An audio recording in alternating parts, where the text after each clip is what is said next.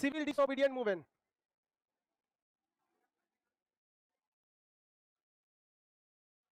Civil disobedient movement, सविनय अवज्ञा आंदोलन।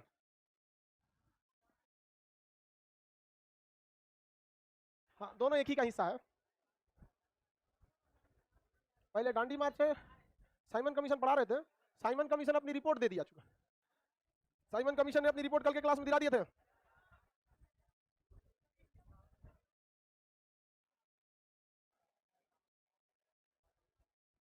साइमन कमीशन का बताइए, साइमन कमीशन का गठन कब हुआ था? लाइव वाले सारे लोग बताए। साइमन कमीशन का गठन 1927, भारत आगमन 28, कितने सदस्य? 7, भारतीय सदस्य एक भी नहीं, अध्यक्ष कौन था? साइमन। साइमन कमीशन का वह सदस्य जो आगे जाकर इटली का ब्रिटेन का प्रधानमंत्री बना, इटली। आगे चलते हैं हम लोग, बताइए जो साइमन कमीशन जो था, जब ये भारत आया तो इसका विरोध प्रदर्शन हुआ या नहीं हुआ?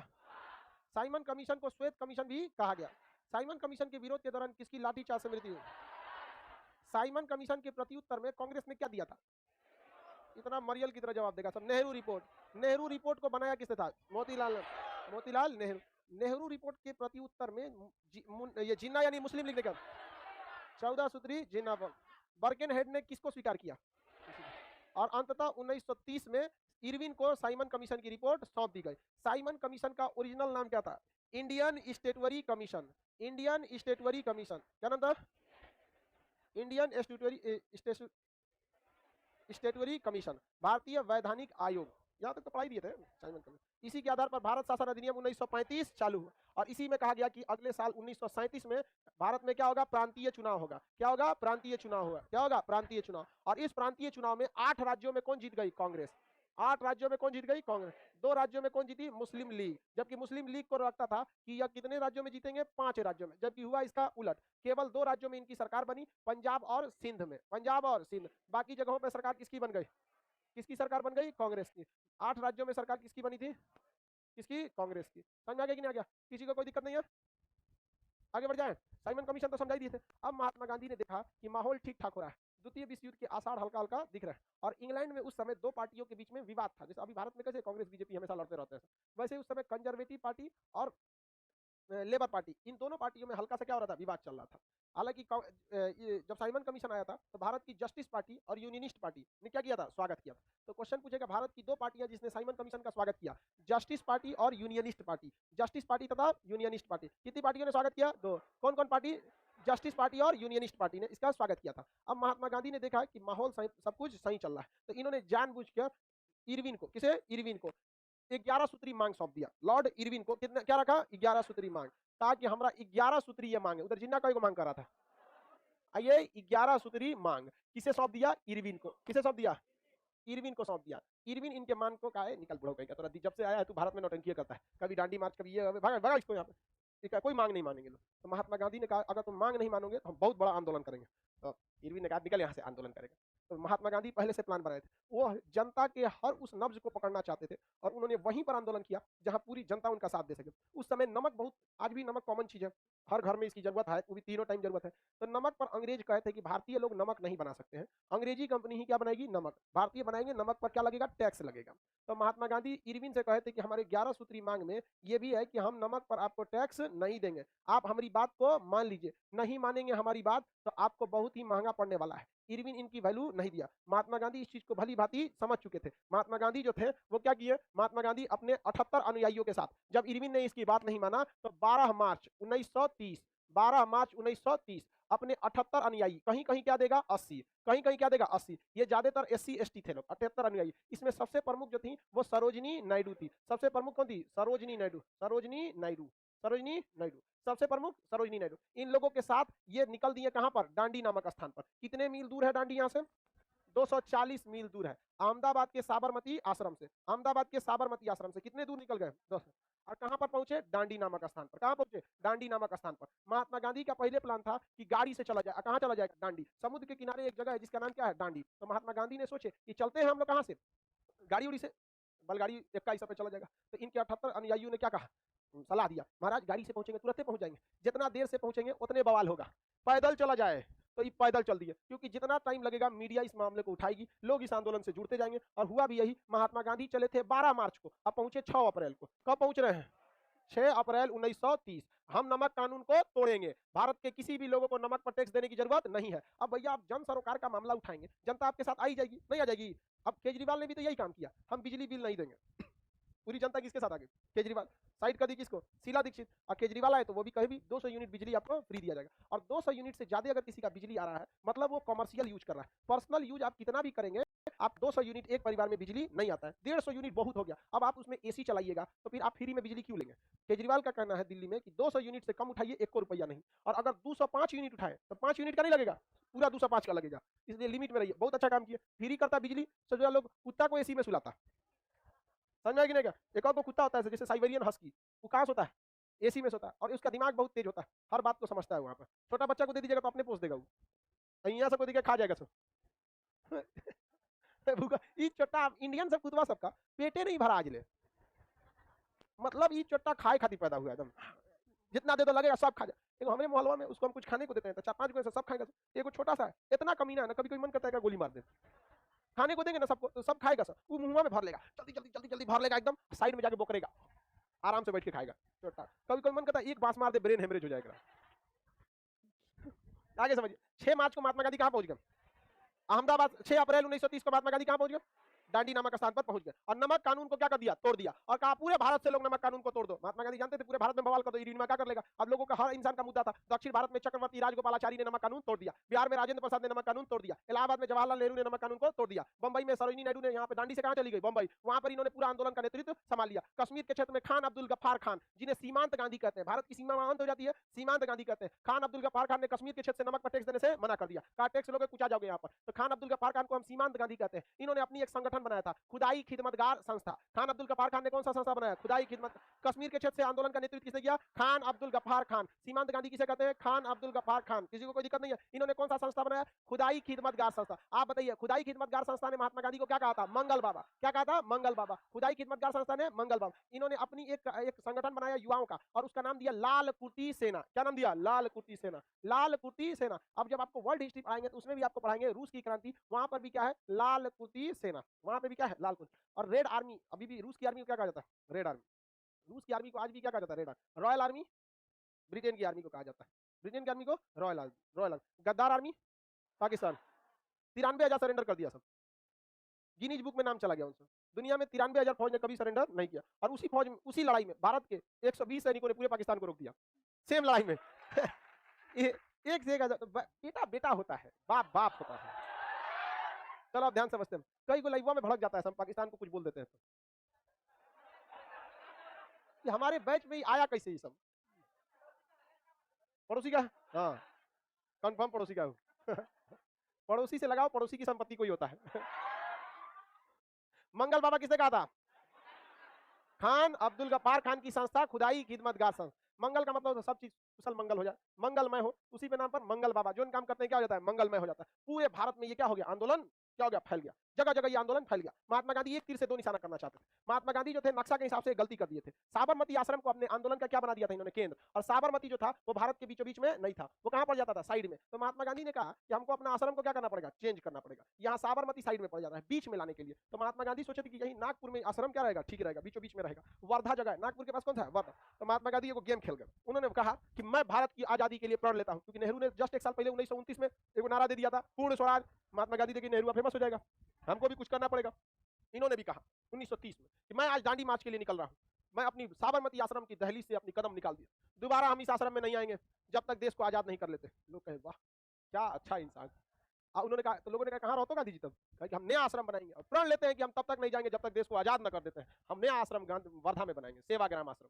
समझ में? आगे बीच में नक्शा कहां लेके चला है? बीच में। आगे कि नहीं आगे? यहाँ पे काम भी हो गया। और लोगों को क्या कर दिया? जब तक हम आजाद नहीं कर देते हैं तब तक नहीं जाएंगे। नेहरू कह दिया हमने पानी पे काम पे तो पानी फेर दिया यहाँ पर। तो महात्मा गांधी ने कौन सी आश्रम किया सामने? सेवाग्राम। कौन सा? सेवाग्राम। नागपुर के कहां पर है? वर्धा में। नागपुर के वर्धा। महात्मा गांधी ने जैसे दांडी मार्च किया तो ये 78 लोगों को लेके गए थे। पूरे भारत में आंदोलन तो हो ही नहीं सकता था, लेकिन इन्होंने इतना ना लंबा डेट खींच दिया इस आंदोलन का कि लोग जुटते गए और देख रहे हैं लगभग 24 दिन हो रहा है। 24 दिन हो रहा है कि नहीं?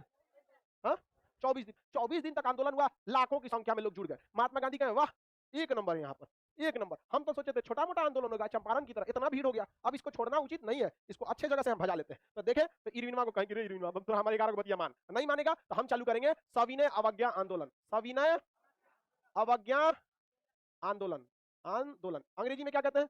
सिविल डिसओबीडिएंट मूवमेंट, सिविल डिसओबीडिएंट मूवमेंट, सविनय अवज्ञा आंदोलन। इतनी बड़ी भीड़ थी, महात्मा गांधी ने कहा कि अब हम लोग सविनय अवज्ञा आंदोलन करेंगे। लोगों ने कहा क्या है ये, समझाइए, डिस्कस कीजिए इस पर। महात्मा गांधी ने कहा देखो, जो चीज तुम्हें पसंद नहीं है और अंग्रेज जबरदस्ती थोप रहे हैं भारत को बर्बाद करने के लिए, उसका तुम विरोध करो। और कैसे? एकदम विनती के साथ, सविनय, एकदम विनती के साथ। अवज्ञा, आपका बात ही नहीं मानेंगे, आंदोलन एकदम विनती के साथ। आप कहिए कि टैक्स लगेगा, अंग्रेज होगा, हाँ आपका कहना एकदम सही, टैक्स लगेगा, लेकिन हम नहीं देंगे।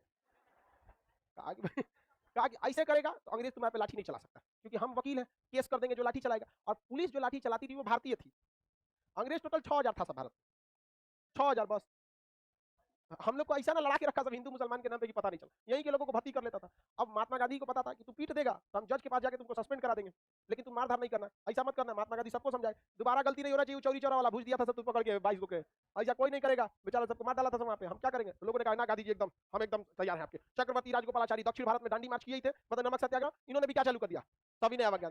मुंबई के धरसना नामक जगह है, वहां पर हजारों की संख्या में सरोजिनी नायडू आंदोलनकारियों को लेकर पहुंच गए। बिहार से राजेंद्र प्रसाद, अजय प्रकाश नारायण, इलाहाबाद से ये जवाहरलाल नेहरू, खान अब्दुल गफ्फार खान, कश्मीर के शेष, पूरे भारत में क्या फैल गया? सविनय अवज्ञा आंदोलन फैल गया। और सविनय अवज्ञा आंदोलन में अंग्रेजों ने जो शराब की दुकानें का ठेका दे रखा था, लोग शराब की दुकानों पर धावा बोल दिए, और सविनय अवज्ञा आंदोलन के तहत हजारों की संख्या में लोग मिलकर शराब के ठेके की दुकानों को बंद कर दिया, नशीली दवाओं पर प्रतिबंध लगा दिया, अंग्रेजों के बनाई गई वस्तुओं का विरोध किया जाने लगा, लड़के लड़कियों सबको आगे किया गया। लड़कियों की सेना बनाई गई, मंजरी सेना, लड़कियों की सेना मंजरी सेना। इस आंदोलन में लड़कियों की कौन सी सेना थी? कौन सी? मंजरी सेना। और लड़कों की सेना थी बानरी सेना। लड़कों की कौन सी? बानरी सेना। लड़कों की बानरी सेना। नाम ठीक क्या? नाम ठीक रखा, लड़कों की सेना बानरी सेना। लड़का जहां रहेगा बनरई पक्का करेगा, और उसके बनरई का स्क्वायर कराना है तो देखो कौन लड़की वहां से चल जाए, ये चोट्टा उसको दिखाए के चक्कर में उल्टा सीधा काम करने लगेगा। इन सबको सिलेबस नहीं पता है, ये सिलेबस का हिस्सा ही नहीं है। लड़की बकलो, लड़का खोजती है सब। अजीब वाले, तुम समझ में?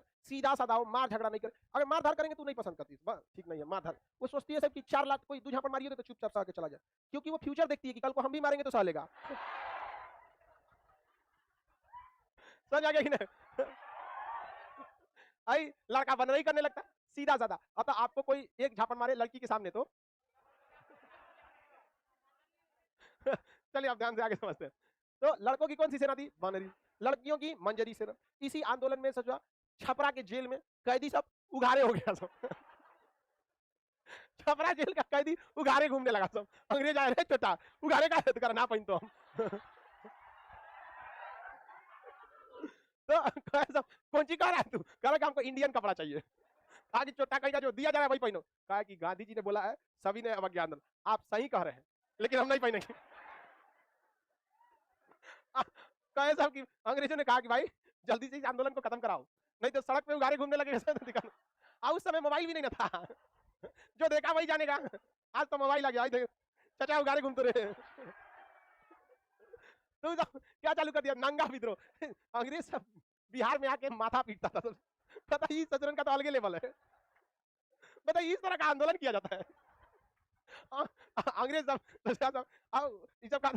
अंग्रेज सब दूर था, सब कहता था आओ से तारो उगारे कर देता हूँ। अंग्रेज भाग रहा था तो पूरा उगारे घूम रहा था सब। तो सविनय अवज्ञा आंदोलन बहुत ही खतरनाक रूप लेते गया। अलग अलग जगहों पे अलग अलग तरह से क्या किया गया? आंदोलन कराया गया। इरविन माथा पीट रहा था, छोटा हमारे पास आया था 11 सूत्री मांग लेके। हमरा लगा कि जाएगा दांडी में नदी तीरे नमक बनाएगा चल आएगा। नमक में कुछ जाता नहीं, समुद्र के पानी में नमक घुला हुआ रहता है। बस आपको पानी को खौला के उड़ा देना है, बच जाएगा नमक। समझा गया? समुद्र का 1 चम्मच पानी लाइएगा, खौला दीजिएगा, पानी उड़ जाएगा, थोड़ा सा नमक बच जाएगा। जितना पानी उतना ज्यादा नमक। तो महात्मा गांधी नमक एक्चुअली में नमक आंदोलन, महात्मा गांधी का सविनय अवज्ञा आंदोलन का उतना बड़ा प्लान नहीं था, लेकिन उन्होंने दांडी मार्च को देखा कि इतना भीड़ आई गया है, भीड़ को क्या करो लपेट लो। अब सविनय अवज्ञा आंदोलन चालू हो गया। इरविन माथा पीट रहा था, पीटो ससुरे मार था यहाँ पर। अब इंग्लैंड का उस समय प्रधानमंत्री का नाम था रैमजे मैकडोनाल्ड। इंग्लैंड के पीएम का नाम रैमजे मैकडोनाल्ड। उस समय पीएम का नाम MacDonald, Ramsay MacDonald, Ramsay MacDonald. England के पीएम का नाम क्या था? ये चाहता था कि भारत में लड़ाई ज्यादा हो, ताकि विश्व युद्ध द्वितीय विश्व युद्ध के आसार धीरे धीरे दिखने लगे। इसका सोचना था कि भारतीयों को अच्छे ढंग से लड़ा दिया जाए। कैसे? उन्होंने 1919 में लड़ा, 1909 में लड़ा दिया। किसके तहत? मुसलमानों को अलग क्षेत्र दे दिया। 1909 में क्या दे दिया? मुसलमानों को अलग क्षेत्र। कहा कि जिधर मुसलमान ज्यादा है उधर मुखिया भी मुसलमान उठेगा, उठवे करेगा मुसलमान, जीते चाहे हारे, दूसरा कोई नॉमिनेशन नहीं। एमपी एमएलए विधायक सब क्या रहेगा? मुसलमान रहे। 1909 में मुसलमानों को क्या दे दिया था? अलग क्षेत्र। तो मैकडोनल्ड ना चाहता था कि भारतीयों को फिर तोड़ा जाए। भारतीयों को क्या कहेगा, फिर तोड़ा जाए। लेकिन उसका प्लान तो इंग्लैंड जाने के बाद पता चलेगा। तो उसने अपने यहाँ हल्ला किया कि देखो भारत को कैसे अपने कब्जे में लेते हैं। भारतीयों से बात करने के लिए उसने 1930 में बुलाया प्रथम गोलमेज सम्मेलन। क्या बुलाया? गोलमेज सम्मेलन। बड़ा सा राउंड टेबल समिट था, सारे लोग बैठ के डिस्कस करते। महात्मा यहाँ कहा गया, वहां पे इंग्लैंड में हल्ला हो गया, गांधी जी आएंगे, कांग्रेस के लोग आएंगे, ये लोग आएंगे, सारे लोग आएंगे। भव्य तैयारी किया गया। रैमजे मैकडोनल्ड खूब बढ़िया टाई लगा के रेडी था, इधर से कोई गई भी नहीं किया। काय के लिए महात्मा गांधी क्या चालू किए थे? सविनय अवज्ञा आंदोलन। अब बताइए, अगर इज्जत नहीं होगा किसी प्रधानमंत्री का, इस तरह से बेइज्जती होगा, तो क्या होगा उस प्रधानमंत्री का? अभी मोदी जी अमेरिका गए थे, तो बाइडेनवा कुछ पूछबे नहीं किया चाय का, चाय पियाया था, लेकिन ट्रंप पर आता तो जाता है एयरपोर्ट से ले आने। ट्रंप का बहुत ज्यादा वैल्यू था मोदी जी के साथ, प्रचारों किए थे अब की बार ट्रंप सरकार, ट्रंप हार गया। हाँ? यही कारण था, उनका वैल्यू नहीं दिया। तो हमारे यहाँ कैसे मीडिया उडिया भी, कई को बिस्कनिया वहां भी गए थे सब, वहां पे भी। चलिए अब ध्यान से समझते हैं हम लोग। तो महात्मा गांधी जो थे वो कौन सा सम्मेलन चला रहे थे? आंदोलन सविनय अवज्ञा, सविनय अवज्ञा आंदोलन। और उधर रैमजे मैकडोनल्ड किस चीज की तैयारी में था? गोलमेज सम्मेलन। गोलमेज सम्मेलन में इंग्लैंड की सारी विपक्षी पार्टियां, इंग्लैंड के सारे मंत्री, भारत की हर एक पार्टी के सदस्य, इधर कांग्रेस सबसे बड़ी पार्टी, क्योंकि कांग्रेस की से बड़ा तो उस समय कोई पार्टी नहीं था, कोई गया ही नहीं, वहां सब खाली बैठ गए। अब मान के चलिए बारात में दूल्हे गायब है, कैसा लगेगा? सारा माहौल खराब हो जाएगा। अब वहां पे महात्मा गांधी गए ही नहीं, बेचारा रैमजे मैकडोनल्ड की बहुत बेइज्जती हुई। उस समय विपक्ष में जो था विंस्टन चर्चिल, विपक्ष का नेता कौन था? Winston Churchill. क्या नाम था? Winston Churchill. एक वक्त था जब अटल बिहारी वाजपेयी भी विपक्ष में थे, प्रधानमंत्री भी बन गए। लोकतंत्र में तो यही होता है, आज विपक्ष में कल पक्ष में हो जाएंगे। राहुल गांधी अभी विपक्ष में, पता नहीं कभी प्रधानमंत्री बनेंगे कि नहीं बनेंगे। लोकतंत्र है, कभी भी मतलब हमारे आपके हाथ में है नहीं ये सब चीजें, वोट क्या चीज है। आगे समझते हैं मेन टॉपिक पे। विंस्टन चर्चिल किसको बोलने लगा? मैकडोनल्ड को। बड़का भारी प्रधानमंत्री है मैकडोनल्ड, तोरा कहने पे गुलाम देश का नेता आया नहीं। किसकी बेइज्जती हो गई? किसकी बेइज्जती हो गई? काला सांड। समझ में आ रहा है? हाँ हाँ, समझ आ रहा है कि नहीं आ रहा है? किसकी बेइज्जती हुई? रैमजे मैकडोनल्ड की। किसकी? रैमजे मैकडोनल्ड की बेइज्जती हो गई। रैमजे मैकडोनल्ड का फोन उठाया और इरविनवा को गरियाना चालू किया। किसको गरियाया? अरे चोट्टा, गांधी को भेज। किसको भेज? गांधी। अगर गांधी नहीं आया तो तोरा नौकरी गया, वैसे भी तुम हमारे चमचा है। कहा कि सर हम भेजते हैं बड़ों को इंतजाम करा के। अभी कहा कि तुम्हें कुछ गलती किया होगा, तो कहा कि सर जी एक आया था मार्च में हमारे पास 11 को लिस्ट लेकर, यही मान लीजिए, हम फाड़ के फेंक दिए थे उसको, भड़क गया, डांडी मार्च किया, उसके बाद से बवाल करके रखा हुआ है, कोई नहीं जा रहा है, उसी का सब बात मानते हैं। तो रैमजे मैकडोनल्ड ने किसको कहा? इरविन को। सुन इरविन माँ, उसकी बात मानो और भेजो। कहाँ भेजो? इंग्लैंड। हम द्वितीय गोलमेज सम्मेलन करने जा रहे हैं 1931 में। 1931 में द्वितीय गोलमेज सम्मेलन करेंगे। हमको हर हाल में क्या चाहिए? गांधी जी चाहिए, नहीं तो तुम्हारा नौकरी गया। अब महात्मा गांधी का पलड़ा भारी। इरविन फोन किया, सुनिए ना गांधी जी, गलती हो गया, हम आपकी ज्यादातर मांग मान लेंगे, 11 सूत्री मांगों में हम आपकी ज्यादातर मांग को मांग लेंगे। तो गांधी एवं इरविन के बीच में 5 मार्च 1931 एक समझौता हुआ, जिसे दिल्ली समझौता कहा, जिसे दिल्ली पैक्ट भी कहा जाता है। इस समझौते में महात्मा गांधी और इरविन साथ बैठे थे। जब ये दोनों लोग साथ बैठ के समझौता कर रहे थे, तो सरोजिनी नायडू ने इन दोनों को दो महात्मा कहा कि एगो इधर भी महात्मा, एगो इधर भी महात्मा। इन सबसे जाते नहीं, इधरों महात्मा उधरों, सबसे बड़ा महात्मा तो इंग्लैंड में बैठा था, मैकडोनल्ड। तो दो महात्मा, गांधी और इरविन को दो महात्मा किसने कहा था? इस समझौते में महात्मा गांधी की सबसे बड़ी गलती क्या हुई कि महात्मा गांधी ने कहा था कि आप सारे मांगों में एक ये भी मांग था कि लॉर्ड इरविन सभी कैदियों को क्या करेगा? रिहा करेगा, सभी कैदियों को रिहा करेगा। लेकिन इरविनवा गेम खेल दिया, उसने कहा ठीक है हम सभी राजनीतिक कैदियों को रिहा करेंगे। अब बताइए, राजनीतिक कैदियों को रिहा करेगा। ये वही समय है जब असेंबली में भगत सिंह ने क्या चलाया था? बम चलाया। यही समय है भगत सिंह ने क्या चला दिया था? बम चला। और 14 फरवरी 1931, जस्ट एक महीना पहले, फांसी की सजा किसे सुनाई गई थी? भगत। तो गांधी जी को कहना चाहिए ना कि आप सारे कैदियों को क्या कीजिए? रिहा कीजिए। लेकिन इरविन ने क्या लिख के दे दिया? हम राजनीतिक कैदियों को रिहा कर देंगे। अब आप बताइए, भगत सिंह कोई राजनीतिक कैदी थे? वो कैसे थे? उन पर आपराधिक मुकदमा लगा था। और महात्मा गांधी और इरविन में क्या हो गया? समझौता हो गया। इस समझौते में गांधी जी ने सविनय अवज्ञा आंदोलन को कुछ दूर समय के लिए क्या किया? स्थगित किया और कहा कि हम जाएंगे द्वितीय गोलमेज सम्मेलन में। क्या इसमें महात्मा गांधी भगत सिंह को बचा पाए? यहां महात्मा गांधी की सरासर गलती थी, उन्हें यह बात स्पष्ट रूप से देखना चाहिए। लेकिन यह गलती केवल महात्मा गांधी की नहीं, क्योंकि उस समय सरदार पटेल भी थे और कराची अधिवेशन कर रहे थे। कांग्रेस की बागडोर सरदार पटेल के पास, वो भी कर सकते थे। मोतीलाल नेहरू बड़का भारी वकील थे, वो भी बता सकते थे। जवाहरलाल नेहरू भी बता सकते थे, जिन्ना भी बता सकते थे। अकेली जिम्मेदारी आप सब किस पर थोपेंगे? गांधी पर। लेकिन कुछ भी हो गया, गांधी जी अगर देश के नेता थे, अगर अच्छा होगा तो नाम आप ही का होगा और खराब होगा तो जिम्मेदार भी आप ही होंगे। वो अगर चाहते उस वक्त जिद पर अड़ जाते कि जब तक स्पष्ट रूप से आप भगत सिंह की फांसी को मतलब कारावास में नहीं बदल देते, 5 साल 10 साल कारावास डाल दीजिए, हो सकता है कि नहीं हो सकता है? महात्मा गांधी को तो 6 साल कारावास हुआ था। तो आप जब तक कारावास में नहीं चेंज करेंगे या माफ नहीं करेंगे, तब तक हम नहीं जाएंगे। यकीन मानिए उस समय मैकडोनल्ड हर बात मानने को रेडी हो जाता है, एकदम हर बात मानने को क्या था? रेडी। लेकिन महात्मा गांधी इतने बड़े फैसले को, इतने बड़े मौके को गंवा दिए। और उसके बाद 7 सितंबर 1931 को 7 सितंबर 1931 को द्वितीय गोलमेज सम्मेलन में भाग लेने के लिए गए। किस जहाज से गए? SS Rajputana, SS Rajputana.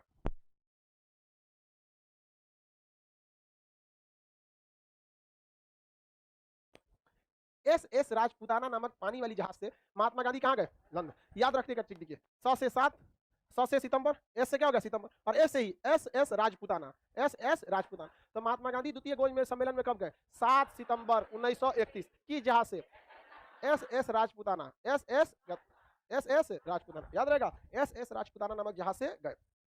जब महात्मा गांधी इंग्लैंड गए, जहां उनकी बैठक होनी थी, वहां भी महात्मा गांधी आधे धोती पहन के गए थे, क्योंकि असहयोग आंदोलन के दौरान लोग कहे थे कि खादी के कपड़े महंगे हैं। तो महात्मा गांधी ने कहा कि अगर खादी के कपड़े महंगे हैं तो हम आज से आधा ही कपड़ा पहनेंगे, लेकिन स्वदेशी ही पहनेंगे। तो महात्मा गांधी आधे धोती पहन के कहाँ गए थे?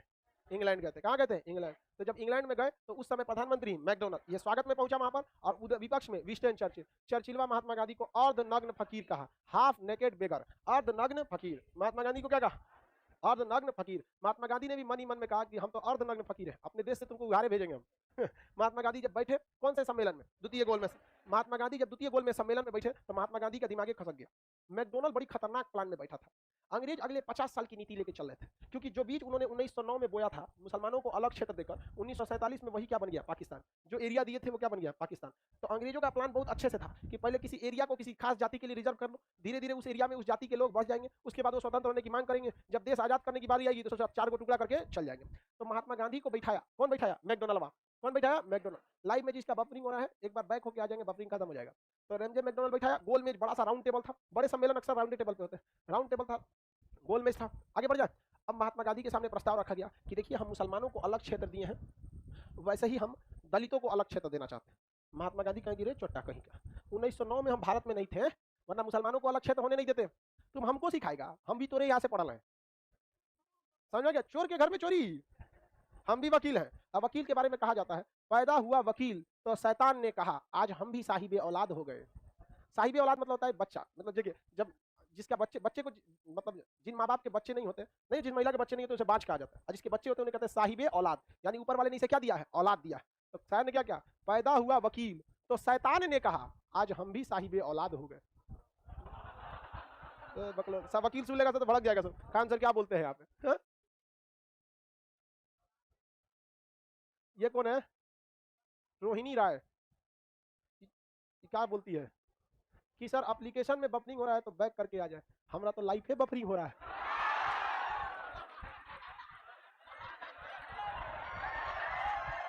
तो बाबू लाइव में बैक होकर नहीं साइन आउट होना पड़ेगा, तो उसमें से तो लाइव लॉग आउट हो जाएगा।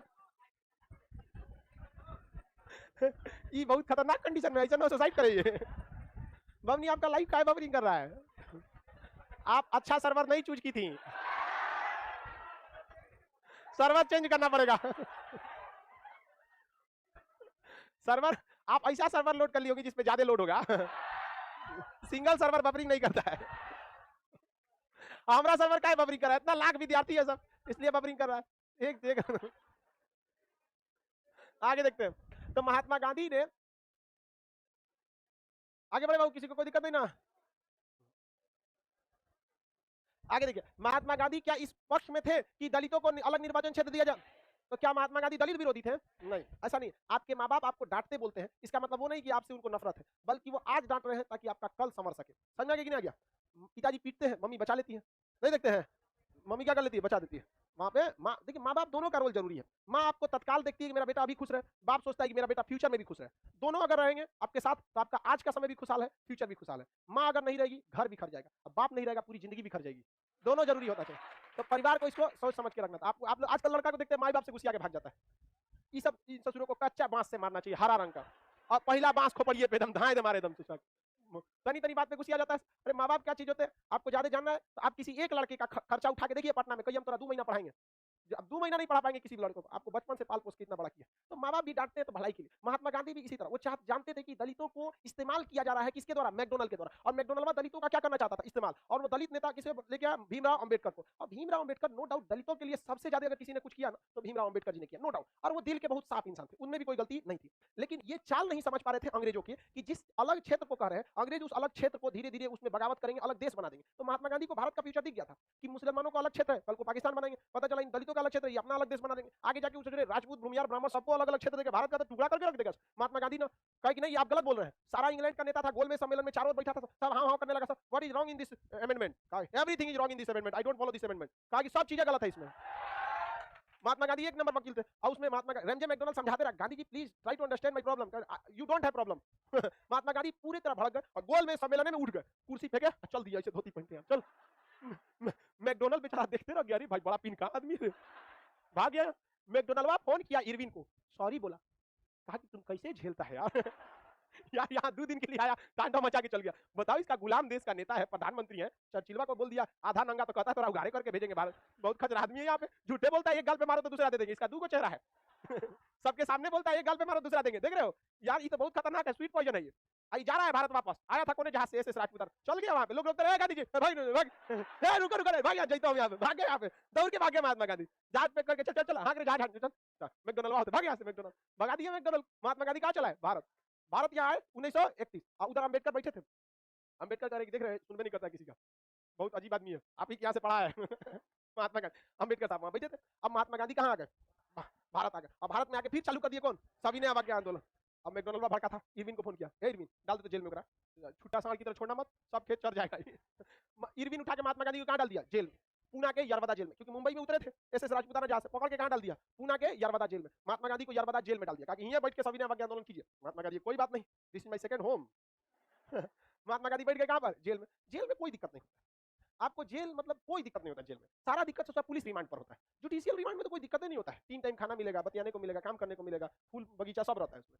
जेल में दिक्कत नहीं होता है। पुलिस स्टेशन में क्या होता है? दिक्कत होता है, जो आएगा तो मारेगा। महात्मा गांधी को कहाँ डाल दिया गया? जेल में। और इंग्लैंड में फिर से 1932 में कौन सा सम्मेलन बुलाया गया? तृतीय गोलमेज, तृतीय गोल मेज सम्मेलन। और इसमें तीनों में गए थे भीमराव अंबेडकर। कांग्रेस ने किस में भाग लिया था? द्वितीय। क्या कांग्रेस पहला में भाग लिया? दूसरा में लिया, तीसरा में नहीं लिया। कांग्रेस ने केवल एक अधिवेशन में भाग लिया, कौन सा? द्वितीय गोलमेज सम्मेलन। भीमराव अंबेडकर किस में भाग लिया था? हाँ, तीनों गोलमेज सम्मेलन, भीमराव अंबेडकर तीनों गोल। और तीसरे गोलमेज सम्मेलन में रेमजे मैकडोनल्ड ने वही काम कर दिया जिस बात का महात्मा गांधी को डर था। इसने कम्युनल अवार्ड की घोषणा कर दिया, सांप्रदायिक पांचांग की घोषणा कर दिया। कहा कि हम दलितों को भी एक अवार्ड देते हैं, उन्हें भी ये पुरस्कार के समान रहेगा। दलितों का भी क्या रहेगा? अलग क्षेत्र रह जाएगा। जैसे भारत है तो भारत का 8-9 को जिला घोषित, मान के 1-2 राज्य घोषित कर देगा कि इधर केवल चुनाव कौन लड़ेगा? दलित। मुखिया दलित, ब्लॉक प्रमुख दलित, वार्ड काउंसिलर दलित, सरपंच दलित, डीएम दलित, सब दलित। सब दलित कर देंगे तो आने वाले समय में वो दूसरे को घुसने देगा। अंग्रेज उसमें फूट डालेंगे सब, धीरे धीरे उसको अलग राष्ट्र की मांग करा देंगे सब। अंग्रेजों की तो ये लॉन्ग टर्म पॉलिसी थी। महात्मा गांधी बकलोल थोड़ी थे, समझ गए? उन्होंने कह दिया कि सांप्रदायिक पांचांग, कौन सा? सांप्रदायिक पांचांग। सांप्रदायिक पांचांग जो था, इसमें किसको अलग क्षेत्र दिया गया? हाँ, दलितों को, एससी एसटी को क्या दिया गया? अलग क्षेत्र दे दिया गया, पृथक क्षेत्र दे दिया गया। महात्मा गांधी अंबेडकर को समझाते रह गए, ये अंबेडकर भाई बतिया मान ले, हम भी दलित विरोधी नहीं है, लेकिन अंबेडकर साहब कह रहे थे कि नहीं, दलितों को आरक्षण मिलना चाहिए। महात्मा गांधी ने पुणे में जेल में भूख हड़ताल पर बैठ गए। महात्मा गांधी को डर था कि हम ज्यादा अंबेडकर का विरोध कर देंगे तो दलित किसके खिलाफ हो जाएगा? गांधी जी। और गांधी जी किसी को खिलाफ करना नहीं चाहते थे, इसलिए वो विरोध में भी एक लिमिट भर रखते थे। तो महात्मा गांधी ने अंबेडकर को फंसा दिया। अंबेडकर महात्मा गांधी से कहते थे कि आप ज्यादा विरोध मत कीजिए, तो दलित आपके क्या हो जाएंगे? खिलाफ। तो महात्मा गांधी भूख हड़ताल पर बैठ गए। अब महात्मा गांधी कहे कि अंबेडकर साहब, दलित तो आपके साथ है, अब भूख हड़ताल में हम मर गए तो बाकी सब आपके खिलाफ हो जाएगा, फिर आप अपना सोचिएगा। कहे अंबेडकर का सोचा फंसा दिया आप। अब अमेरिका से क्या बोले? भूख हड़ताल पे बैठल मर मरा जाएगा तो बाहर हमारा जितना ऊंच जात वाला हमारा छोड़ेगा सब नहीं। और उस समय दलितों की स्थिति बहुत अच्छी भी नहीं थी। महात्मा गांधी फंसा दिए, अब भूख हड़ताल पे बैठ गए पुणे में। अब मोतीलाल नेहरू, जवाहरलाल नेहरू, तेज बहादुर सप्रू, ये लोग अंबेडकर साहब से कहते हैं, अंबेडकर साहब देखिए बवाल हो जाएगा, आप दोनों में कॉम्प्रोमाइज कर लेते हैं, चलिए। गांधी जी पागल थोड़े, वो भी पढ़े लिखे, आप भी पढ़े लिखे, बीच का कोई रास्ता निकालते, मर मरा जाएगा तो फिर बड़ जात वाला नहीं छोड़ेगा आपको। कहा बात सही बोल रहे हो, बहुत खत्म आदमी है पूरा, हमारे सामने कूद के भागा था इंग्लैंड में, हमारा बात मानेगा वो? कहा कि देखिए, लोगों ने समझाया कि महात्मा गांधी दलित विरोधी नहीं है। अब बात समझिए, वो दूरदर्शिता सोच रहे हैं। तो अंग्रेज का क्या कहना था? देखिए, वो इतना छोटे कमीने थे सब, वो दलितों को अलग बवाल कराना चाहते थे सब। उन्होंने कहा कि ये वाला क्षेत्र उड़ीसा, छत्तीसगढ़, ये वाला एरिया किसके लिए रिजर्व कर देते हैं? दलितों के लिए। ये बताओ, आगे समय जाके ये अलग देश का मांग नहीं करने लगेगा। महात्मा गांधी भीमराव अंबेडकर के बीच में 24 सितंबर 1932 को पूना के यरवदा जेल में एक समझौता हुआ, जिसका नाम था पूना समझौता। कौन सा? पूना समझौता। इसे पूना पैक्ट कहते हैं। पूना समझौता या पूना पैक्ट। समझौता को क्या कहते हैं? पैक्ट। दिल्ली समझौता कब हुआ था? 5 मार्च 1931। 5 मार्च 1931। इस समझौते के तहत क्या सविनय अवज्ञा आंदोलन खत्म हो गया या स्थगित हुआ? स्थगित करने के बाद वो कहां गए? गोलमेज सम्मेलन। कहां गए? गोलमेज। किसी को कोई दिक्कत नहीं है, आगे बढ़े। अब बताइए, 24 सितंबर 1932 को गांधी एवं अंबेडकर साहब के बीच में क्या हुआ? पूना समझौता। इस समझौते के मोतीलाल नेहरू और जवाहरलाल नेहरू और तेज बहादुर सप्रू ने बहुत योगदान दिया। महात्मा गांधी अंबेडकर साहब को बैठा के समझाए, कुर्सी पे बैठाए, अंबेडकर साहब को समझाएगी, देखो अंबेडकर आप एकदम सही कह रहे हैं, दलितों पर अत्याचार होता है, उनका विधानसभा में, लोकसभा में अच्छा सीट होना चाहिए, लेकिन अलग क्षेत्र नहीं मांगिए। कहे तो महात्मा गांधी ने कहा कि आपको एससी एसटी के लिए कितना सीटें चाहिए? 71 सीट। अंग्रेज कितना दिए थे सब? 71। महात्मा गांधी ने कहा कि देखिए, आप एक के जगह से 71 सीट मांग रहे हैं, अंग्रेजों के चाल में फंस रहे हैं। महात्मा गांधी क्या चाहते थे? दलितों को नाराज भी ना करें, अंबेडकर को मनवा भी ले और अंबेडकर और अंग्रेज में झगड़ो करवा दे। समझा क्या? एक तीर से 4-5 को निशाना करना चाहते थे। तो महात्मा गांधी ने कहा कि देखो, अंग्रेज दलितों को कितना क्षेत्र दिए, हम तुमको देते हैं 148। अंबेडकर का एक नंबर, वाह तुम मैकडोनल्ड छोटा प्रधानमंत्री हो गए, 71 को दिया, आप 148 दे रहे हैं, धन्य है प्रभु आप। अंबेडकर और अंग्रेज के बीच में बवाल हो गया। आप कहें कि आपका शर्त क्या है? अगर यही बात था तो आप इंग्लैंड में बांध लेते, कूद के भाग गए कुर्सी छोड़ के। अगर आप दलितों के इतने समर्थक थे तो कहे देखो, हम दलितों के समर्थक हैं। हम किसके समर्थक हैं? दलितों के समर्थक हैं, लेकिन हम फ्यूचर भी क्या कर रहे हैं, देख रहे हैं। हम फ्यूचर देख रहे हैं, कल को ये अलग ना हो जाए। एक काम करो, तुमको हम ये अंग्रेजवा क्या कर रहा था, 71 दे रहा था एक की जगह, हम दे रहे हैं 78, 148, लेकिन तुमको अलग अलग जगहों से देंगे। एक यहाँ ले लो, दो इधर ले लो, 3 को इधर ले लो, ऐसे ऐसे ले लो, टोटल अलग अलग जगहों पे ले लो। एक जिला तुम ले लो, ऐसे ऐसे करके टोटल अलग अलग जगहों से कितना ले लो, 148। ये बताइए, अलग अलग आप 148 भी ले लेंगे, कल को आप देश के लिए मांग कर सकते हैं और समाज में भी दरार पड़ेगी नहीं? सब लोग मिलजुल के रहेंगे। दरार कब पड़ती है? आप कभी भी देखिएगा ऐसे जगह पे हमेशा दंगे फसाद या दरार जहां होती है जहां किसी एक कम्युनिटी की बहुत ज्यादा अधिकता हो जाए, समझा कि नहीं? और जस्ट उसके पास एक ऐसी कम्युनिटी हो जाए जहां दूसरी कम्युनिटी की अधिकता हो जाए, समझा कि नहीं? आप कभी नहीं देखेंगे जहां मिला जुला रहेगा या जहां बिजनेस अच्छा रहेगा, सब अपने बिजनेस बचाते रहेंगे। और कभी भी लड़ाई में दंगे फसाद होंगे ही नहीं जब तक ये हरामी नेता ना आए सब, क्योंकि इनके पास कुछ बोलने के लिए नहीं है। इनको जीडीपी का मतलब नहीं पता है, इन्हें पर कैपिटा इनकम नहीं पता, इन्हें सविनय अवज्ञा आंदोलन पे बोलने को नहीं पता। इनको बस क्या पता है, हिंदू मुस्लिम, न्यूज चैनल की बीच करने आए और हिंदू मुस्लिम, बस। आगे बढ़े तो बताइए, महात्मा गांधी ने आरक्षण दिया कि नहीं दलितों को? अंग्रेजों ने आरक्षण दिया कि नहीं दिया? दोनों ने दिया। इन्होंने क्या दिया? आरक्षण। अंग्रेज क्या दिए? आरक्षण। गांधी जी भी क्या दिए? आरक्षण। लेकिन ज्यादा आरक्षण किसका? गांधी जी। ये ससुरा कह रहे थे सब पृथक क्षेत्र। कैसा क्षेत्र? पृथक क्षेत्र। अब महात्मा गांधी कहते थे संयुक्त क्षेत्र। कैसा क्षेत्र? संयुक्त क्षेत्र। बताइए, जब तीसरा गोलमेज सम्मेलन हुआ, चौथा गोलमेज सम्मेलन तीसरा, तो रैमजे मैकडोनल्ड ने सांप्रदायिक पंचांग की घोषणा कर दी, तो उसने दिया आरक्षण सहित पृथक क्षेत्र। जबकि गांधी और अंबेडकर के बीच में जो समझौता हुआ, पूना समझौता, इसमें आरक्षण सहित संयुक्त क्षेत्र, आरक्षण सहित संयुक्त। क्या महात्मा गांधी दलित विरोधी थे? अब दूसरी बात हम आपसे पूछते हैं, क्या भीमराव अंबेडकर भारत विरोधी थे?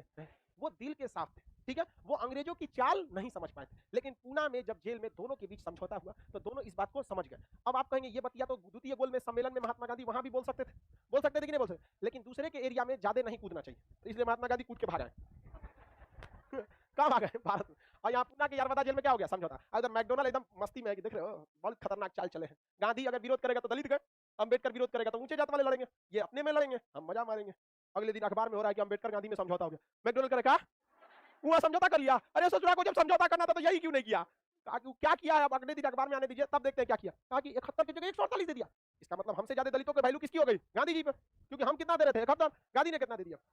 148। हम लड़ाने के लिए पृथक क्षेत्र दिए थे, वो मिलाने के लिए संयुक्त क्षेत्र दे दिया।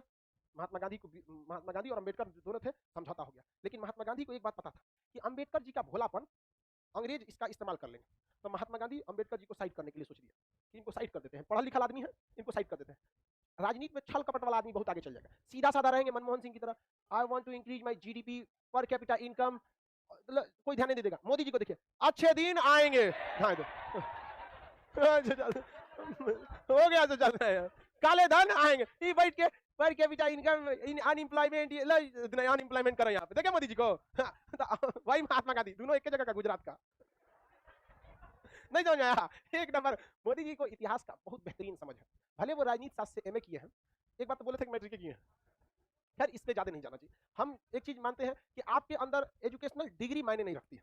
हम बहुत से ज्यादा पीएचडी करने वाले लोगों को भी हम घोंचू की तरह विचार रखते देखे हैं, और गांव के बड़े बुजुर्ग अंगूठा छाप लोगों को भी हम बहुत चीजें ऐसी देखेंगे आज भी उनसे हम लोग शिक्षित होते हैं, जबकि वो कभी स्कूल कॉलेज गए। तो किसी की डिग्री पे ज्यादा नहीं जाना चाहिए, क्योंकि उसके तो उन लोगों को इतिहास का बहुत समझ है। तो बताइए, महात्मा गांधी ने किसमें लड़वा दिया? मैकडोनल्ड में, और किसमें? अंबेडकर ने। अंबेडकर फोन, सॉरी, मैकडोनल्ड ने किसको फोन किया? अंबेडकर जी को। काहे मान रहे हो गांधी की बात? तो अंबेडकर जी गरिया दिए किसको? मैकडोनल्ड। चुप चट्टा कहीं का, 71 को दे रहा था तुम, 148 बढ़ा के 71, तुम ही बोल 148, फोन रख चट्टा। जगह हो गया किसमें? मैकडोनल्ड और महात्मा गांधी का। मेरा एक काम तो हो गया, अब इन दोनों में झगड़ा हो गया। अब बात रही अंबेडकर साहब को साइड करने की, इनको अच्छा से साइड करो, क्योंकि सीधा आदमी है मनमोहन सिंह की तरह, इनसे राजनीति ना हो पाएगा। मनमोहन सिंह की तरह सीधा, सही बात, मनमोहन सिंह ने राजनीति हो पाएगा। देख रहे हैं, अच्छे दिन के लिए, अच्छे दिन के चक्कर में मनमोहन सिंह चल गए। आगे बढ़ते हैं, ध्यान से देखते हैं। अब महात्मा गांधी ने कहा 1932 में जब समझौता हो गया तो महात्मा गांधी दलितों को बुलाए और कहे कि समझो, तुमको कौन दलित कहता है? अंबेडकर साहब, समाज, उन लोग को कुछ पता नहीं, तुम भगवान के लोग हो, स्पेशल लोग। भगवान का मतलब था हरि, लोग मतलब था जन। क्या तुम हरिजन है? क्या कहे? हरिजन हो। हरि मतलब भगवान, जन मतलब लोग, भगवान द्वारा भेजे गए लोग हो तुम। अगर हम तुम्हारी सेवा करेंगे तो हम ऊंचे जात वालों को पुण्य मिलेगा, तो तुम्हारी सेवा करना हमारा कर्तव्य है। अतः उन्होंने हरिजन सेवक संघ बनाया। क्या बनाया? हरिजन सेवक संघ। और वहां पे महात्मा गांधी ने कहा हरिजनों की इज्जत करो। और महात्मा गांधी मीटिंग में लोगों को समझाते थे कि आप हरिजनों के साथ, दलितों के साथ दुर्व्यवहार मत कीजिए। अंग्रेज जहर घोल चुके हैं मुसलमान और हिंदू में, आप अगर यही करते रह जाएंगे तो दलितों में भी यही समाज, इतनी दूरियां बढ़ जाएंगी कि भारत के टुकड़े हो जाएंगे। यहाँ पर आप समझिए, दलितों को उचित सम्मान मिलना चाहिए। तो ये अलग मीटिंग में करते थे। और इस मीटिंग के लोग जब जाते थे तो कहीं दलित जा रहा है सब्जी खरीद, लोग कहते थे आप हरिजन हैं, हम हरिजन सेवक संघ से लाई सब्जी पहुंचा देते, चल चल चल। लोगों ने कहा कि अरे यार, हम लोग इतना इज्जत तो सपना में नहीं सोचे थे। जो समाज हमारी महिलाओं को स्तन ढकने के लिए मूला कम लेता था, हमको मंदिर के आगे से जाने नहीं दिया जाता था, उस समाज को महात्मा गांधी दूसरे से सेवा करा रहे। धन्य है प्रभु, देवता है आप। सारा दलित अंबेडकर साहब को छोड़ के किधर चल गया? महात्मा गांधी अंबेडकर साहब को बोला क्या हाल है जी अंबेडकर जी? गुजराती से पंगा। हाँ, गुजराती से पंगा नहीं लेना चाहिए आपको। अंबेडकर साहब बेचारे ने राजनीति छोड़ दी, कहा कि मैं कभी राजनीति में नहीं जाऊँ। कहा कि महात्मा गांधी ने कहा आप छोड़े ना छोड़े, आपको छोड़ना तो पड़ेगा ही। तो महात्मा गांधी ने क्या किया? हरिजन सेवक संघ। ऐसा नहीं कि अंबेडकर साहब देश के प्रति नहीं सोचे, बहुत बेहतरीन इंसान थे अंबेडकर। किताब पढ़ने का उन्हें बहुत शौक, दलितों के लिए जो कुछ किया आज के वक्त में बेहतरीन ढंग से, वो भीमराव अंबेडकर ने ही किया, और ये वास्तविकता है। लेकिन महात्मा गांधी भी गलत नहीं थे। वो जानते थे कि भीमराव अंबेडकर के भोलेपन का फायदा कौन उठा लेगा? अंग्रेज। तो उन्होंने क्या गलत डिसीजन लिया? नहीं लिया। लेकिन जब देश आजाद हो गया तो महात्मा गांधी और भीमराव अंबेडकर के बीच में क्या था? मतभेद था। लेकिन व्यक्तिगत रूप से खुद महात्मा गांधी ने अंबेडकर साहब को कहा था कि देश की आजादी में देश को हमारी जरूरत थी, लेकिन देश के संविधान निर्माण में गांधी की नहीं, अंबेडकर की जरूरत है। आप इसकी कमान संभालिए। उस समय इतनी ईमानदारी थी लोगों, बहुत दोनों में। देखिए, वैचारिक मतभेद होते और बड़े और पढ़े लिखे लोग अपने मतभेद, अपने विचारों से नहीं हटते। इतना सब होने के बावजूद भी महात्मा गांधी कहे कि संविधान में पंचायतों को अलग जगह मिलना चाहिए। अब भीमराव अंबेडकर कहे कि हम गांव में रख के देखें, सब पैसा मुखिया लूट लेगा, नहीं रहना चाहिए। महात्मा गांधी कहे कि रहना चाहिए। कहिए बुढ़ऊ तू कितना दिन मतलब ऐसा नहीं, मतलब विवाद हो गया। तू कह रहे रहना चाहिए। महात्मा गांधी का कहना था भारत गांव का देश है। समझ में आ गया? और हकीकत में भी है, भारत कैसा देश है? गांव का। मोदी जी स्मार्ट सिटी ला रहे हैं। अरे स्मार्ट विलेज लाइए, स्मार्ट विलेज। क्योंकि विलेज वाले लोग ही कहां जाते हैं? सिटी में। तो मान के चलिए कोई जगह है और में हमेशा गंदा पानी आएगा, तो कब साफ हो सकता है? समझाए भैया मोदी जी को कि गांव जो शहर बसा है ना, गांव के लोग आ गए, गांव वालों को स्मार्ट कीजिए, सारा स्मार्ट एक जगह आएगा, सिटी ऑटोमेटिक स्मार्ट सिटी हो जाएगी ना। लेकिन वहां स्मार्ट सिटी बनाएंगे, एक को स्मार्ट करे, चार को गांव से चल गया लाठी लेके, गोलंबर हो लो, गोलंबर से इन्ने से घूमतो, लाइट जल तो भूख भाग, लाल पियर। गजब बात। आप ही बताओ भाई, बार अब हमें अपने प्रधानमंत्री जी को कैसे समझाएं? मोदी जी को हम कभी कभी बोलते भी तो लोगों को ऐसा लगने लगता है कि हम मोदी जी का मतलब विरोध कर। अरे हम काय को विरोध करने जाएंगे? हम यहाँ पर नहीं समझ में आया तो समझिए। तो आप बताइए, महात्मा गांधी, सुनिए ध्यान से, महात्मा गांधी गांव के समर्थक थे। वो चाहते थे कि संविधान में क्या जुड़े? पंचायत। अब भीमराव अंबेडकर कहते थे कि हम पंचायत जुड़ने ना देंगे। दोनों में हो गया बवाल। अब इसमें बिहारी राजेंद्र प्रसाद कहे कि फिर ससुराल लड़ गया। कहे कि जब रहेगा तो लड़िए जाता है। उन्होंने कहा सुनो गांधी जी आपका क्या कहना है? पंचायत रहो तो, भीमराव अंबेडकर ना हो तो। यहाँ राजेंद्र प्रसाद खैनी बनाए, सुनिए ध्यान से। खैनी का वो खैनी बनाए, सुनिए ध्यान से। संविधान का भाग 4 है, नीति निर्देशक तत्व। उसमें लिखी बातों को जिसका मन है माने, और नहीं मानना है तो सुप्रीम कोर्ट भी हस्तक्षेप नहीं कर सकता। तो राजेंद्र प्रसाद ने कहा कि पंचायत को डाल दीजिए अनुच्छेद संख्या 40 नीति निर्देशक तत्व। गांधी जी भी खुश, हाँ जिसको मानना है मानेगा। अंबेडकर भी खुश, जिसको नहीं मानना है नहीं मानेगा। दिल्ली में आज पंचायत नहीं है, समझा कि नहीं? है बिहार में हो ही रहा है मुखिया का चुनाव में। तो दोनों में देखिए यहाँ पे। अब ये बताइए, जो ये बात बोलते हैं कि गांधी ने देश का विभाजन किया, आपको गांधी जी के यहां तक पढ़ा दिए हैं। आप अपने मन से जरा सोच के देखिए कि जब महात्मा गांधी 1915 में भारत आए, जब भारत में हिंदू मुस्लिम और पाकिस्तान की नींव रखी जा रही थी 1909 में, मुसलमानों को अलग निर्वाचन क्षेत्र देके, क्या उस समय गांधी रहते तो ये होने देते? नहीं होने देते यहाँ। और किस तरह से लोग कह देते हैं कि विभाजन उसने करा दिया। अरे उसने तो अपना इतना रईस होने के बावजूद पूरा जिंदगी आधी धोती पे बिता दी। आज भी नहीं देखेंगे कि उनके खानदान का कोई पलनिया नेता होता हो गया। नेहरू का तो पूरा खानदान आज ले है कि नहीं? आप किस आधार पर लोग बोल देते हैं, हमको ये समझ में नहीं आता। तो गांधी जी ने देखे दांडी मार्च को किस तरह उन्होंने किसमें कन्वर्ट किया? सविनय अवज्ञा आंदोलन। सविनय अवज्ञा आंदोलन में इरविन बहुत हद तक सोचा कि इनको कैंसिल करा के कहां भेजते हैं? इंग्लैंड में लेमचूस दिखाया, मैकडोनल्ड लाठी दिखा दिए गांधी। समझ में आ गया कि नहीं आ गया? कुर्सी छड़प के वहां भाग गए, वापस मुंबई जेल में डाल दिया। दलितों से लड़ाने की कोशिश किया, क्या सफल हो पाया? नहीं सफल हो पाया। किसी को कोई दिक्कत है? गांधी, अच्छा ये बताइए, गांधी और अंबेडकर साहब दोनों में आप गलत किसी को नहीं कर सकते, सबकी अलग अलग जगह पे समझ थी। महात्मा गांधी जो थे राजनीति के बहुत गहरे समझदार थे। वो कहीं कहीं झूठो बोलना पड़े तो समझते थे कि जरूरत है बोल दो। कृष्ण भगवान थे वो, कब किधर पलटेंगे कोई ठीक नहीं। अंबेडकर साहब राम जी की तरह सीधा, गलत तो गलत, गलत तो गलत। यहाँ क्या जमाना, आज का जमाना राम जी की तरह रखेंगे तो दिक्कत हो जाएगा। आज क्या बनना पड़ेगा? कृष्ण, जैसन देश वैसन भेष। समझ आ गया कि नहीं आ गया? तो ये गुण किसमें था? महात्मा गांधी। किसी को कोई दिक्कत? समझ आ गया कि नहीं आ गया? अब आगे कल समझेंगे। गला बच जाता है हिस्ट्री में। बाबू पीछे रुके रहोगे?